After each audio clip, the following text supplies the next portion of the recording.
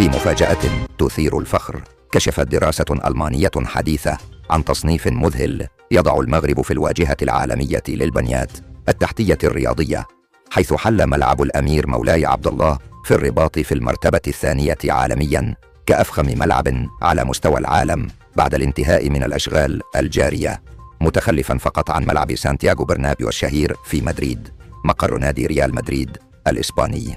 تفاصيل الدراسة: أجرت الدراسة التي أصدرها معهد ألماني متخصص في تقييم المنشآت الرياضية تقييماً شاملاً لمعايير الفخامة والتجهيزات التكنولوجية والخدمات الفندقية، فضلاً عن القدرة الاستيعابية والتصميم المعماري.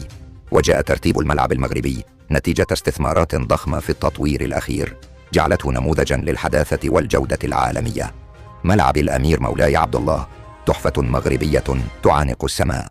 يقع ملعب الأمير مولاي عبد الله في العاصمة الرباط، وسيتسع لأكثر من 70,000 متفرج، ويجمع بين الطابع المعماري المغربي الأصيل والتقنيات العالية. ومن أبرز ميزاته بعد انتهاء الأشغال الجارية منذ شهور عديدة شاشات عملاقة عالية الدقة، نظام إضاءة ذكي وصديق للبيئة، مقصورات فاخرة مجهزة بأحدث الوسائل الترفيهية، مساحات خضراء محكمة التصميم حول الملعب.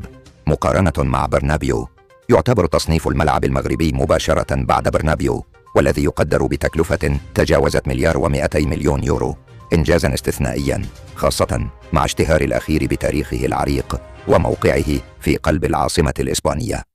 انعكاسات الإنجاز على المغرب: هذا التكريم الدولي يبرز مكانة المغرب كوجهة للاستثمار في البنى التحتية الذكية، ويعزز فرص استضافة الأحداث العالمية الكبرى من كأس أفريقيا 2025 وكأس العالم 3020 إلى الحفلات الفنية الدولية، مما سينعكس إيجاباً على السياحة والاقتصاد.